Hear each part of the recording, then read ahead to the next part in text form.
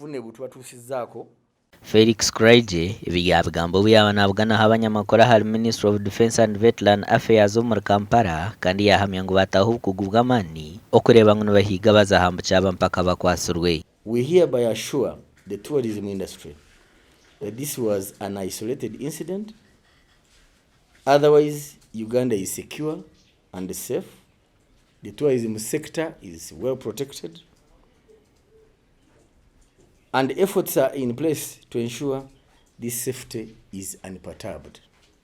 Ogu yahamya ngu amahigi yanga gakwatanise n'ekitongole kya UA okureeba ngu abiisirwe batunga oburinganiza. Era akabinja kano akakubye emmotoka eno ne loole wiiki ewedde ko kaali kazze kukola ki? Kubba ddagala. Eky'omukisa omubi amawulire twagafuna ne tukuuma ebitundu eby'amalwaliro n'ezifamasi. Kati kino ekyokuba mu paaka nga kuwataanya balabe nti batujja mu bitundu bibiri balowooza titulina magye gamala basobole okulumba amalwaliro ago okufuna eddagala naye tetujja kukikola.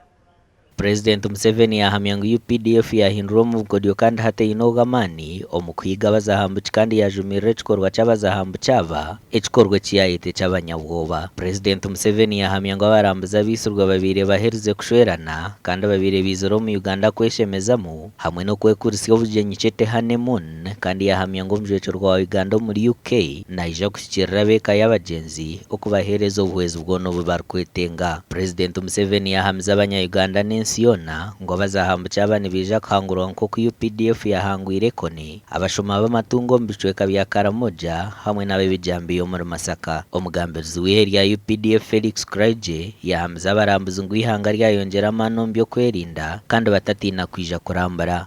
The population is therefore requested to remain vigilant and cooperate with our forces to ensure that we execute our mandate effectively.